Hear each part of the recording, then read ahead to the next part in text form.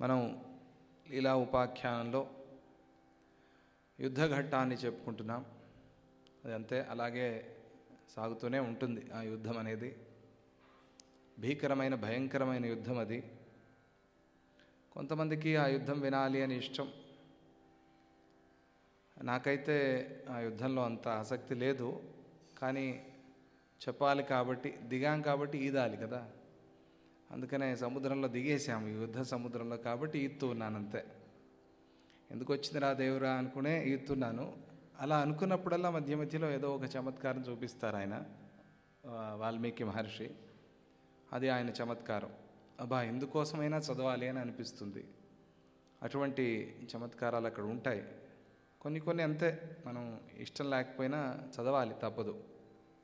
దానివల్ల ఏదో ప్రయోజనం ఉంటుంది. అలాగే యుద్ధం కావాలి అని ఎప్పుడో అడిగాము కదా, ఎప్పుడో అనుకుంటాం యుద్ధం వినాలి అని. ఆ యుద్ధం ఇప్పుడు చెప్తున్నారు ఆయన, వినండి అంతే. నిన్న ఒక మెసేజ్ పెట్టాను అప్పాజీకి రాత్రి. ఇక్కడ చాలా ఘోరమైన వర్షాలు ఉన్నాయి, అప్పాజీ బ్లెస్సింగ్స్ కావాలి అని. అంటే ఎవరికి ఏ ప్రమాదం కాకుండా కాంపౌండ్లు కూలటాలు ఇవన్నీ. మనం కూడా చిన్న కాంపౌండ్ ఎక్కడో ఆశ్రమంలో కూలిపోయింది. అంటే ఈ వర్షాలకి అక్కడ కన్స్ట్రక్షన్ కూడా జరుగుతోంది. ఇలా బయట ఎక్కడ ఇళ్ళకి ఆస్తి నష్టం కానీ ప్రాణ నష్టం కానీ అది కాకుండా ఎవరికి ఏ ఇబ్బంది లేకుండా ఉండాలి అని ప్రార్థన చేస్తూ అప్పాజీకి ఒక మెసేజ్ పెట్టాను. అప్పాజీ ఇంకో మెసేజ్ పెట్టారు. ఏమిటది? Voice message. అంటే వర్షం లేనప్పుడు అది చాలా గ్రాంథికంగా కావాలని, అంటే నవ్విస్తూ మాట్లాడారు. దాంట్లో మీరు వర్షం లేనప్పుడు కావలేను కావలేను అని అడిగి తిరిగి వర్షమును, ఇప్పుడు వర్షం వచ్చేస్తున్నప్పుడు ఎందులకు అని ఇలాగే పంపించారు వాయిస్ మెసేజ్. వర్షం లేదు లేదు లేదు అన్నారు కదా, ఇప్పుడు వర్షం వస్తోంది అనుభవించండి అని ఒక మెసేజ్ పెట్టారు. ఓహో సరే, మంచి మొట్టికాయ మొట్టారు అని నేను అనుకున్నాను. నిజమే కదా, వర్షం లేదు లేదు లేదు అన్నాం మనము, ఇప్పుడు వర్షం వచ్చింది అంతే. అందుకే నిన్న సాయంత్రం మీకు చెప్పాను, వర్షం వస్తున్నప్పుడు వర్షం ఎందుకు అని అనుకోకూడదని. వర్షం రావాలి, ఏం చేస్తాం, మనం మన జాగ్రత్తలో ఉండాలి. నదిలో ఇల్లు కట్టుకుని వరదల్లో కొట్టుకుపోయాయంటే అది ఎవరి తప్పు? అది లంకలో ఇల్లు కట్టుకున్నావు నువ్వు, వరద వచ్చినది, నది ప్రవహించే దారి అది. నువ్వు అక్కడ ఇల్లు కట్టుకుని ఇల్లు కొట్టుకుపోయిందంటే, అలాగే వర్షం కావాలి అన్నావు, వర్షం వస్తుంది, వచ్చినప్పుడు నీ జాగ్రత్తలో నువ్వు ఉండు అంతే అని మెసేజ్ పంపించారు. అలాగే ఎప్పుడో యుద్ధం కావాలి అని కోరాము, యుద్ధం తీసుకోండి అయితే. వాల్మీకి మహర్షి ఆయన ఆ యుద్ధాన్ని అలా వర్ణించి చెప్తున్నారు. భీకరమైన యుద్ధం అది. ఈ కాలంలో యుద్ధం ఉన్న సినిమాలే కదా బాగా ఆడుతున్నాయి, చూసాం కదా మనం చాలా రకాలు. మహాభారతం ఈ రోజుకి కూడా సీరియల్గా వస్తోంది. ఎందుకు అంటే యుద్ధం, అంతా యుద్ధమే. దాంట్లో ఎన్ని పర్వాలు యుద్ధం కోసం. భీష్మ పర్వతో ప్రారంభించి ఇంకా అన్ని యుద్ధాలే కదా, చివరి వరకు శాంతి పర్వ వరకు యుద్ధమే. అది చాలా ప్రసిద్ధమైపోయింది. ఎందుకంటే యుద్ధం ఇష్టం మనకి. నాకైతే యుద్ధం ఇష్టం లేదు, కానీ ఒకే ఒక యుద్ధం ఇష్టం, అది రామాయణ యుద్ధం. ఆ రామాయణంలో రాముడు చేసే యుద్ధం, వేరే ఎవరిది ఇష్టం లేదు. మళ్ళీ రాముడు చేసే యుద్ధం మాత్రమే, అంతే. ఆ యుద్ధంలో రాముడు ఎక్కడ కనిపించినా కూడా మనకి అసలు ఎంత అద్భుతమైన యుద్ధం అయింది. చెమట కూడా పట్టదు ఆయనకి. కొన్ని సందర్భాల్లో చెప్పారనుకోండి, ఆయనకి రక్తం కూడా వచ్చింది, అలసిపోయారని కూడా కొన్ని సందర్భాలు. అది రావణాసురుడితో యుద్ధం చేసేప్పుడు, వాడంత గొప్పవాడు. కానీ రాముడు సహజంగా ఆయన మండలాకారంగా ఆ ధనస్సును ఒకసారి ఇట్లా తిప్పాడంటే దాన్ని పట్టుకుని ఇలా తిప్పుతాడు గాల్లో. ఆ వేగంలో అది అట్లా తిరుగుతూనే ఉంటుంది. తిరుగుతున్నప్పుడు బాణాలు సంధిస్తూ ఉంటాడు ఆయన. చేతిలో పట్టుకోవాల్సిన అవసరం కూడా లేదు ఆయనకి. అది మహావీరుడు అంటే. అంటే ఎటు కావాలన్నా అటు, అది ఒకే వైపు షూట్ చేసేది కాదు. అది ఎటు శత్రువులు వస్తే చుట్టూ, వాళ్ళు రాక్షసులు కదా, వాళ్ళేమి ఎదురుగా వచ్చి యుద్ధం చేయాలి అనే నియమం లేదు వాళ్ళకి. వాళ్ళు అధర్మ యుద్ధము అన్యాయ యుద్ధం కూడా చేస్తారు వాళ్ళు. అటువంటి వాళ్ళకి మరి ఏం చేయాలి అంటే, ఈయన అటు తిరిగి ఇటు తిరిగి అలసిపోవడం, అంత శ్రమ ఎందుకు? కూర్చుని ఒకసారి అట్లా తిప్పుతాడంతే, అది తిరుగుతూ ఉంటుంది, బాణాలు పెట్టి విడుస్తుంటాడు. లేదా ఒకేసారి 1000 బాణాలను సంధించేస్తాడు. సంధించి టైం ఫిక్స్ చేస్తాడు, ఈ బాణం ఇప్పుడు రిలీజ్ అవ్వాలి, ఈ బాణం ఇప్పుడు అప్పుడు రిలీజ్ అవుతుంది. అది ఆయన శక్తి, అది ఆయన మహావీరుడు. అంటే ఊరికినే కాదు, ఆ యుద్ధం చదవాలంటే ఇష్టం. ఇది ఎవరో సైనికులు కొట్టుకునేది తప్పదు, అది యోగ వాసిష్టంలో ఉన్న విషయం కాబట్టి. అంటే మనం ఎన్ని రోజులు అబ్బో ఏదో చాలా వేదాంతం వినేసాము అనే ఫీలింగ్లో కొంతమంది ఉంటారు కదా, వాళ్ళ కోసం ఆ యుద్ధాన్ని, అంత భీకరమైన యుద్ధాన్ని వర్ణించి చెప్తున్నారు. దాన్ని మనం మాట్లాడుకుంటూ ఉన్నాం. అదేమి చిన్న విషయం కాదు. ఆ యుద్ధాన్ని వర్ణించటం అనేది, దాన్ని చెప్తూ ఉన్నారు. ప్రక్వణత్ కింకిణీ జాలం శక్తివర్షముపాగతం సాల్వబాణానిలోద్భూతం అగమత్ పృషదాకృతి. శాల్వులు కొణక్కొణ శబ్దాలను చేస్తూ కింకిణీ జాలాన్ని ముక్కలు చేశారు. అప్పుడు అవన్నీ కూడా విడివిడిగా గుండ్రంగా పడి ఉన్నాయి. శైబ్యులు కుంతదేశవాసుల అస్త్రాలతో కొట్టబడి ప్రాణాలను విడిచిపెట్టి విద్యాధరులలాగా స్వర్గానికి వెళ్తూ ఉన్నారు. ధరాధరణ ధర్మిణ్య ధీరయ హీనసేనయ లుంఠితా పాండునగరా చలనోల్లాసమాత్రత.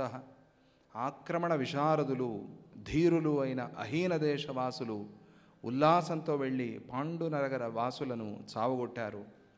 ఏనుగులు చెట్లను పడగొట్టినట్టుగా పంచనద వాసులు దేహకులను పడగొడుతున్నారు. బ్రహ్మావత్ సనకానీపై చక్రై కృత్తాగతామహీం సహయాహ క్రకచోత్కృత్తా వృక్షా కుసుమితా ఇవ. సనకదేశవాసులు నీపవాసుల చక్రాస్త్రాలతో నరుకబడి పుష్పవృక్షాలలాగా కూలిపోతూ ఉన్నారు. జఠర దేశవాసులు గొడ్డళ్లతో శ్వేతకాయుల ముఖాలను చీల్చివేస్తూ ఉన్నారు. ప్రక్కనే ఉన్న భద్రేషులు ఆ జఠర సైన్యాన్ని బాణాగ్నితో కాల్చివేస్తూ ఉన్నారు.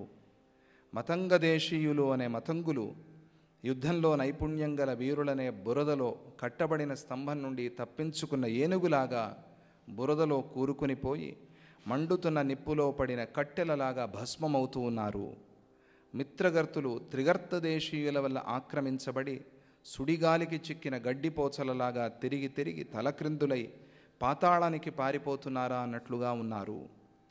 వనిల దేశవాసులు మెల్లగా వీచే గాలులతో కదిలించబడుతున్న సముద్రంలాగా కనిపిస్తూ ఉన్న మగధ దేశవాసుల సైన్యం మధ్యలో పడి బురదలో కుక్కుకుపోయిన ఏనుగులలాగా ఉన్నారు. చేదయశ్చేతనాం జహృహు తంగణానాం రణాంగనే పుష్పాణాం పథిశీర్ణానాం సౌకుమార్యమివాతపాహ. చేది దేశీయుల వీరులు తంగణ దేశవాసుల చైతన్యాన్ని, ప్రాణాన్ని, దారిలో రాలిపడి ఉన్న పుష్పాల యొక్క సౌకుమార్యాన్ని ఎండ హరించినట్లుగా హరించారు. యముడిలాగా ఉన్న కౌసలులు పౌరువుల గర్జనలకు ఆయుధ వర్షానికి తాళలేకపోతున్నారు. ఇంకా వారు ఖండించబడిన శరీర భాగాలు కలవారై రక్తసిక్తమయమైన దేహాలతో సూర్యుడిలాగా కనిపిస్తూ కొండ మీద పరిగెత్తసాగారు. అప్పుడు వారు పగడాల వృక్షాలలాగా కనిపిస్తూ ఉన్నారు. ఇది వర్ణన, కళ్ళకు కట్టినట్టుగా ఆ యుద్ధాన్ని వర్ణించి చెప్పడం, అది ఆయనకే సాధ్యం. తరువాత కోసల దేశవాసులు బాణవర్షానికి, ఖడ్గవర్షానికి ఆగలేక భ్రమరాలలాగాను నల్లనైన మేఘాలలాగాను వణికిపోతూ ఉన్నారు. అప్పుడు బాణవర్షంతో నిండిన మేఘాలో లేదా శరరోమాలతో కూడిన పొట్టేళ్ళలో లేక శరపత్రాలతో కూడిన వృక్షాలో చలిస్తూ గర్జిస్తూ ఉన్నట్లుగా తోస్తూ ఉన్నది. కందాక స్థలవాసుల అవయవాలు వనరాజ్యవాసులనే జర వల్ల, అంటే ముసలితనం వల్ల ఆక్రమించబడి సన్నటి దారం తెగిపోయినట్లుగా తెగిపోసాగాయి. రథచక్రాలు గుంటలలో పడి విరిగి రథాలు కూలిపోతూ ఉన్నాయి. అప్పుడు శత్రువులు వాటిపై వనపర్వతాల మీద మేఘాలు వ్రాలినట్లుగా పడుతూ ఉన్నారు. సాలతాల వృక్షాలలాగా పొడుగుగా ఉన్న వీరులు యుద్ధక్షేత్రమనే అరణ్యంలోకి అడుగుపెట్టి అక్కడి వారితో నరికివేయబడుతూ ఉన్నారు.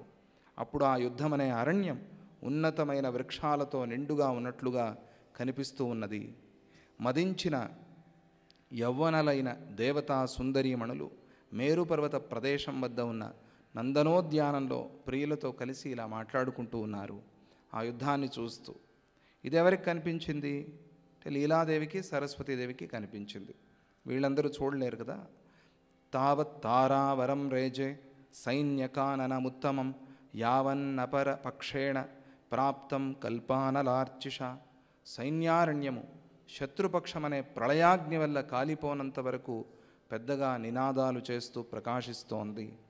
కామరూపదేశ పిశాచాలతో యుద్ధం చేసే దశారణ దేశవాసులు ఆయుధాలను పోగొట్టుకుని లేగదూడలలాగా చెవులను కిందకు పడవేసుకుని విదిలించుకుంటూ పారిపోతూ ఉన్నారు. నాయకుడిని పోగొట్టుకున్న కాకదేశ సైనికులు జిగీష దేశవాసుల బలానికి కాంతిని కోల్పోయి ఎండిపోయిన సరస్సులోని పద్మాలలాగా అయ్యారు. మేఖలులు శక్తి మొదలైన ఆయుధాలను ప్రయోగించగా తుషాకులు పరిగెత్తారు. పారిపోతున్న కటకచ్చనల వాసులు నరకదేశవాసులు మర్దించారు. కౌంతక్షేత్రా ప్రస్థవాసై స్థిత్వా యోధిభిరావృతా గుణా ఇవ ఖలాక్రాంతా గతా వ్యక్తమశక్తతామంటారు.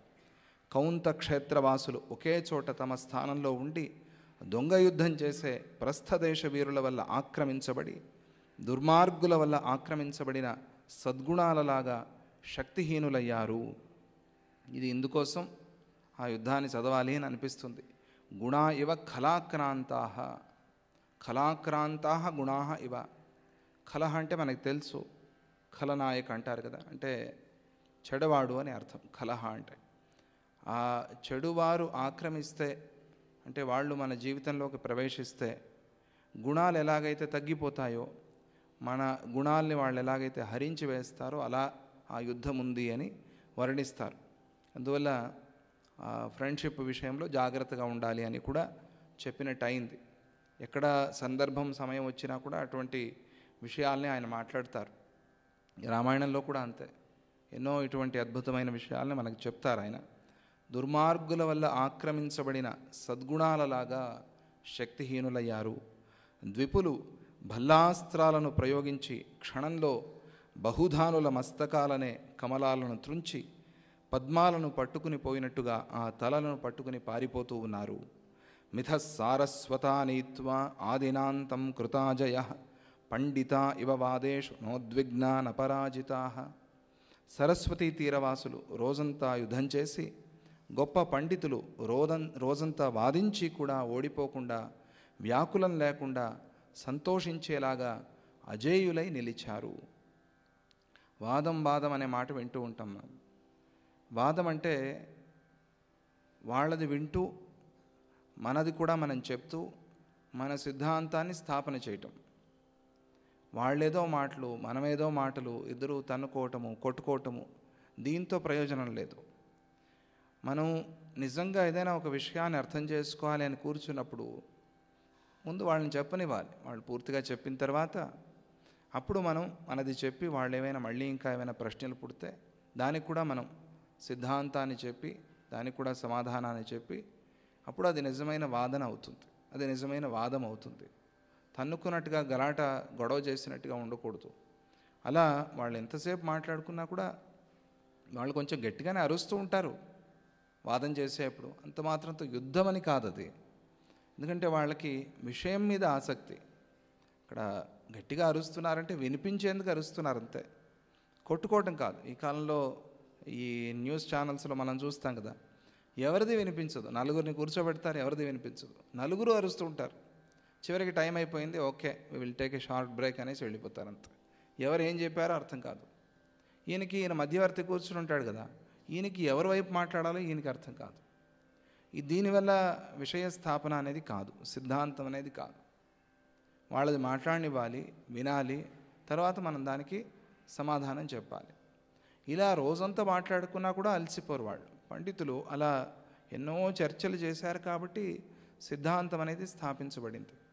అలా రోజంతా వాదించిన పండితులు అలసిపోకుండా లేచి వెళ్ళేప్పుడు సంతోషంగా వెళ్తారు. షేక్ హ్యాండ్ ఇచ్చుకుని ఇద్దరు ఆనందంగా సంతోషంగా, కొట్టుకుని వాళ్ళటు వీళ్ళిటు వెళ్ళటం కాదు. ఇద్దరు ఆనందంగానే మంచి విషయం మాట్లాడుకున్నాము. అలా ఉంటే మనకి జ్ఞానం పెరుగుతుంది. అలా వాళ్ళు యుద్ధం చేశారట.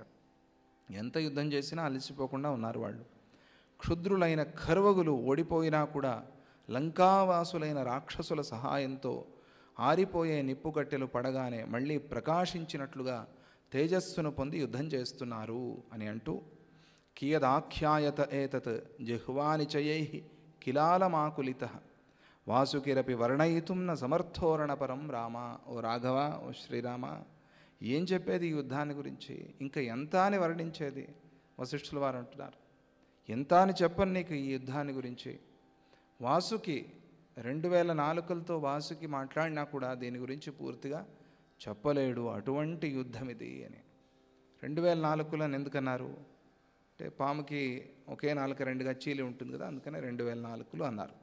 అలా సహస్రజిహ్వ ఆయన కూడా మాట్లాడినా ఈ యుద్ధాన్ని పూర్తిగా వర్ణించలేరు. అంటే ఎంత చెప్పినా ఉంది అని, అంటే ఇంకెంత చెప్తారో తెలీదు. ఇంకా సుమారుగా ఒక 4 సర్గలు ఉంది ఇది విషయము, పర్వాలేదు. అక్కడికి ఆ సర్గని పూర్తి చేసి తర్వాత మళ్ళీ విడిచిపెట్టారా అంటే లేదు, ఆహవ వర్ణనం, మళ్ళీ యుద్ధ వర్ణనమే. ఆహవం అంటే యుద్ధం, ఆ యుద్ధాన్నే మళ్ళీ వర్ణించి చెప్తారు. వశిష్ఠులు వారు ఇట్లా అంటున్నారు, ఏవమత్యాకులే యుద్ధే సాస్ఫోట భయసంకులే ఆదిత్యే తమసా వృద్ధే చటత్ కఠిన కంటకే. అలా యుద్ధము అతి భీకరంగా భయంకరంగా సాగుతూ ఉండగా ఓడిపోయిన వారి గుండెలు పీచు పీచుమని శబ్దం చేస్తున్నాయి అని ఆ శబ్దాన్ని కూడా వర్ణిస్తారు. వీరుల కవచాలు ముక్కలై రక్తం ప్రవహిస్తోంది. రాళ్లవాన ఊర్ధ్వాధో దేశాలపై నుండి కురుస్తూ ఉండగా నదులలో ఉన్న పద్మాలు ముక్కలైపోతూ ఉన్నాయి. బాణాలు ఒకదానితో ఒకటి రాసుకోవటం వల్ల నిప్పురవ్వలు రాలుతూ ఉన్నాయి. బాణాలనే నదులు ఇటు అటు ప్రవహిస్తూ ఉన్నాయి. ఖండించబడిన శిరఃపద్మాలనే సుడిగుండాలతో కలిసి ఖడ్గాలనే గంగానదులతో ఆకాశ సముద్రము నిండిపోయింది. కపికచ్చవాసుల వేడి నిట్టూర్పులతోనూ ఆకాశాన్ని నింపివేసే శస్త్రాలనే మేఘాలతోనూ ఆకాశము నిండిపోగా సిద్ధులు ప్రళయకాలం వచ్చేసిందేమో అని సందేహపడుతూ ఉన్నారు.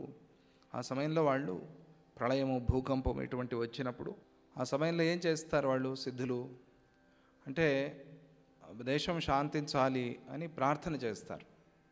అందుకే మనం ప్రతిరోజు వేడుకునేది. నాకేం కష్టాలు లేవే, నేనెందుకు దేవుణ్ణి వేడుకోవాలి అని అనకూడదు. కష్టాలు లేకపోతే ఏమి, కష్టాల్లో ఉన్నవాళ్ళు ఎవరో ఉన్నారు కదా, ఎవరికో వాళ్ళకి కష్టం ఉంటుంది కదా ప్రపంచంలో. వాళ్ళ కష్టాన్ని, ధర్మ మార్గంలో ఉన్న వాళ్ళ కష్టాన్ని పోగొట్టు అని ప్రార్థన చేయాలి. అందుకోసం వేడుకోవటం. అన్నం తినే ముందు కూడా మనం వేడుకునేది ఏమి, నాకెలా అన్నం ఇచ్చావో అందరికీ అలాగే. పాపం ఆకలితో ఎంతమంది పిల్లలు ఎంతమంది ప్రాణాలు విడుస్తున్నారో తెలీదు, అటువంటి వాళ్ళకి అన్నం పెట్టు అని ప్రార్థన. అందుకనే ప్రతిరోజు సర్వే చ సుఖినః సంతు సర్వే సంతు నిరామయాః సర్వే భద్రాణి పశ్యంతు మా కశ్చిత్ దుఃఖ భాగ్ భవేత్. ఇది సిద్ధులు చేసే పని. సిద్ధులు లోకశాంతి కోసం, విశ్వ కళ్యాణం కోసం ప్రార్థన చేస్తారు. మనం కూడా మనకి కష్టాలు లేకపోయినా అన్ని సుఖాలే ఉన్నాయి, బాగున్నాం, వెల్ సెటిల్డ్ అన్నా కూడా మనం ప్రార్థన చేయాలి ప్రతిరోజు కూడా. అలా సిద్ధులు ఏదో ప్రళయం వస్తోందేమో అని వాళ్ళు ప్రార్థనలు చేస్తూ ఉన్నారు. 8వ జాము గడిచిపోయినందువల్ల రోజు కూడా శస్త్రాల చేత హతులైన వారిలాగా క్షీణించసాగింది. ఏనుగులు గుర్రాలు అలసిపోయాయి. కత్తుల కాంతి తగ్గిపోయింది. సైనికులు పగలు కూడా మెల్లగా ప్రతాపం కలవారు అయ్యారు. అంటే మెల్లమెల్లగా తగ్గుతూ శాంతిస్తూ ఉన్నారు. అప్పుడు ఇరుపక్షాల సేనాపతులు మంత్రులతో సంప్రదించి యుద్ధాన్ని ఆపుచేయించే దూతలను పంపించారు. వీరుల మరియు అస్త్రాల యొక్క ప్రతాపము తగ్గుముఖం చూపటం వల్ల అందరూ కూడా యుద్ధాన్ని అక్కడికి నిలిపివేసేందుకు ఒప్పుకున్నారు. అది ధర్మయుద్ధంగా ఉంది. ఎవరెప్పుడు ప్రకటిస్తే అప్పుడే యుద్ధం. అంటే డిక్లేర్ అయితే యుద్ధం, సీజ్ ఫైర్ అంటే సీజ్ ఫైర్, అది ధర్మం. అప్పుడు ఆ 2 సైన్యాల నుండి 2 యోధులు రథ పతాక స్తంభాలను ఎక్కి ధ్రువ నక్షత్రాలలాగా ప్రకాశించారు. యుద్ధం ఆపాలి అంటే వాళ్ళు ఒక జెండా వీస్తారు, అదే చెప్తారు. సోంశుకం భ్రామయామాస సర్వదింగ్ మండలే సితం శ్యామేవ దీర్ఘశుద్ధాంశుం యుద్ధం సంహ్రియతామితి. వారు ఆ స్తంభాల పైకెక్కి తెల్లని జెండాలను చంద్రుడిలాగా, ఆకాశంలో చంద్రుడిలాగా కనిపించే ఆ జెండాలను ఊపుతూ యుద్ధాన్ని నిలిపివేయాలి అని ప్రకటిస్తూ ఉన్నారు. యుద్ధ విరామానికి అది సూచన. తతో దుందుభయో నేదుః ప్రతిధ్వనిత దింగ్ముఖాః మహాప్రళయ సంశాంతౌ పుష్కరావర్తకా ఇవ. అందుకే పూర్వకాలంలో అందరూ తెల్లని కర్చీఫ్ దగ్గర పెట్టుకుని ఉండేవాళ్ళు. దీనికి 2 ప్రయోజనాలు అని చెప్తారు. అంటే ఎవరైనా మన మీద యుద్ధానికి వస్తే ఆ కర్చీఫ్ తీసి చూపిస్తే వీళ్ళ మీద యుద్ధం చేయకూడదు అని ఒక నమ్మకం, అది చెయ్యరు అని ఒక నమ్మకం. అందుకని దగ్గర పెట్టుకోవాలి. ఇది 2 రకాలుగా ఉపయోగపడేది పూర్వకాలంలో. అప్పటి నుంచి అలవాటైంది ఆ కరవస్త్రం పెట్టుకోవటం అనేది. అది పూర్వకాలంలో యుద్ధంలో ఉండేది అట్లా.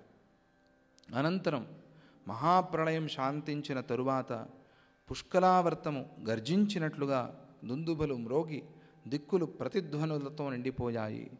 మానస సరోవరం నుండి నదులు క్రిందకు దిగినట్లుగా కత్తులు మొదలైన ఆయుధాలు క్రింద పడుతూ ఉన్నాయి. భూకంపానంతరము వనంలో కదలిక, శరత్కాలంలో సముద్ర చలనము శాంతించినట్లుగా యోధుల భుజవృక్షాలు అనే సంచారము మెల్లగా ఆగిపోయింది. ప్రళయకాలంలో సముద్రం నుండి నీరు పొర్లి బయటకు వచ్చినట్లుగా ఇరు సైన్యాలు యుద్ధభూమి నుండి బయటకు వెళ్ళిపోతూ ఉన్నారు. ఆ వర్ణన చూడండి ఎలా ఉంటుంది అద్భుతంగా. ఉత్క్షిప్త మందర క్షీర సముద్ర వదనాకులం సైన్యం ప్రశామ్యదావర్తం శనై సామ్యముపాయయౌ. మందర పర్వతాన్ని ప్రకటన చేయాలి అని శాంతించిన క్షీర సముద్రంలాగా సైనికుల కల్లోలము నిదానంగా శాంతించసాగింది. క్రమేణాసీన్ ముహూర్తేన వికటో ధరభీషణం అగస్త్యపీతార్ణవవత్ శూన్యమే వర్ణాంగణం. రణరంగం క్రమంగా పెద్దదైన పొట్టగల అగస్త్య మహర్షి త్రాగిన సముద్రంలాగా ఖాళీ అయింది. అది అప్పుడు భీషణమైన పెద్ద పొట్టగల పూతనలాగా కనిపిస్తోంది అని ఆ అగస్త్య మహర్షిని గుర్తు చేశారు. పైగా శాంతి అనే పదం కూడా మనకి అక్కడ వినిపించింది.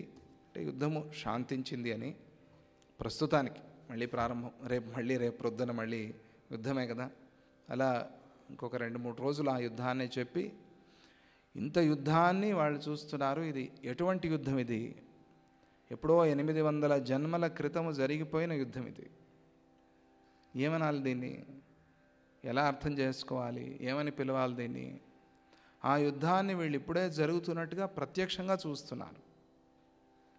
చూడటం అంటే కలలో చూసినట్టుగా ఏదో అలా వేగంగా కాదు. ప్రతి క్షణము వర్ణిస్తున్నారు, ప్రతి ఆయుధాన్ని వర్ణిస్తున్నారు, ప్రతి వీరుణ్ణి వర్ణిస్తున్నారు, ప్రతి సైనికుడిని వర్ణిస్తున్నారు. అన్ని రోజులు దాన్ని చూశారు వాళ్ళు. అంత మాత్రంతో ఇది నిజమా? కాదు, ఇది స్వప్న సదృశం. కలలో చూసిన దానిలాగానే ఈ అనుభవం లీలాదేవికి రావాలి అని సరస్వతీదేవి ఆమెను అక్కడికి తీసుకువెళ్ళింది. ధ్యానంలో ఈ యుద్ధాన్ని చూస్తున్నారు వాళ్ళు. విచిత్రం. అందుకే ధ్యానంలో కొన్ని సందర్భాల్లో రకరకాల ఆలోచనలు వస్తాయి యుద్ధంలాగా. అంత మాత్రంతో భయపడద్దు, ధ్యానాన్ని ఆపద్దు. వస్తాయి. వచ్చినవి అలాగే ఆ వరద నీరు పోయి మళ్ళీ మంచినీరు వచ్చినట్టుగా, బురదంతా పోయి మంచినీరు వచ్చినట్టుగా నిదానంగా మంచినీరు చేరుతుంది. నా ప్రవాహంలాగా దాన్ని పోనివ్వండి, ఆ పాత నీరంతా కూడా. అందువల్ల అయ్యో నేను కూర్చోగానే నాకేవో ఆలోచనలు వస్తున్నాయి అని చాలామంది కంప్లైంట్స్ ఉంటాయి మనలో. అందువల్ల అలా భయపడద్దు. అవి అట్లా వెళ్ళిపోయి నిదానంగా మంచి ఆలోచనలు, మంచి భావాలు వస్తాయి. అప్పటి వరకు ధ్యానం చేస్తూ ఉండాలి. అందుకనే ఇది అనుభవానికి వచ్చేందుకోసం లీలాదేవిని 800 జన్మల క్రితం జరిగిన తన కథ, ఆ కథకి తీసుకువెళ్ళింది అమ్మవారు. అక్కడ అదంతా చూపిస్తోంది. ఇది ముఖ్యం. ఈ విషయాన్ని మర్చిపోకూడదు. ఈ యుద్ధంలో పడి మనం అసలైంది మర్చిపోకూడదు. ఆ యుద్ధం అంతా వర్ణించి చివరికి ఈ విషయాన్ని చెప్తారు. ఇది ఎలా భ్రమ అయింది, ఇది ఎలా మాయ అయింది, ఇది ఎలా అవిద్య అయింది, ఇది ఏమిటి అజ్ఞానం అని దాన్ని వర్ణించి చెప్తారు. అందుకోసం ఈ యుద్ధాన్నంతా కూడా వర్ణిస్తూ చెప్తూ ఉన్నారు. మళ్ళీ ఇంకా కొన్ని ఘట్టాలని రేపు మాట్లాడుకుందాం. ఈరోజు ప్రస్తుతానికైతే అంతే విషయం.